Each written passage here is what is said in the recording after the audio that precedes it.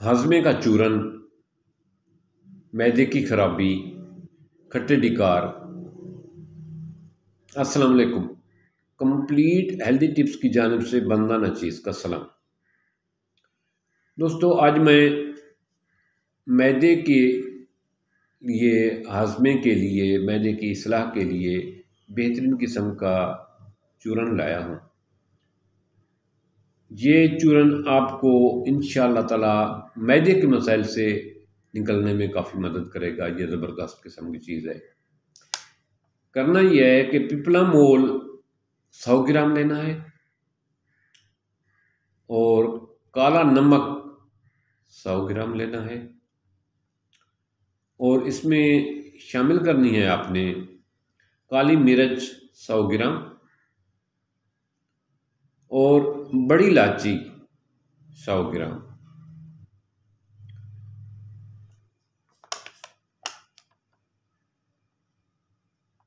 ये जो है ना मिक्स करके इसको ग्राइंड कर लें, पाउडर कर लें। इसको तमाम चीज़ों को ठीक कर साफ़ करने के बाद ग्राइंड कर लें, पाउडर कर लें।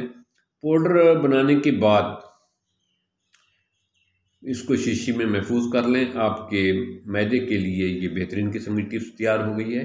लेकिन अगर आप इसको मज़ीद बेहतर बनाना चाहते हैं तो इसमें जो है ना तकरीबन 50 ग्राम पुदीने के खुश्क पत्ते डाल लें तो ये बहुत टेस्टी सा बन जाएगा।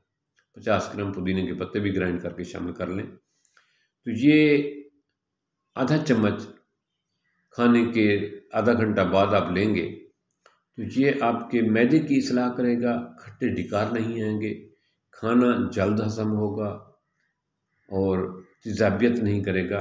लेकिन ऐसे लोग जिनका ब्लड प्रेशर हाई रहता है वो इसको इस्तेमाल ना करें।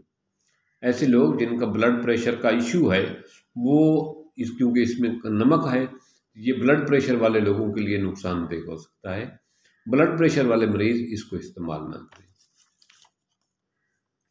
तो ये एक टिप्स थी, मैं चाहता था कि भाई आप इस्तेमाल करें। इंशाअल्लाह ताला आपके मैदे का मसला हल हो जाएगा। ये मैदे की इस्लाह के लिए बहुत मुफीद है, तो इसको इस्तेमाल करें। थैंक्स।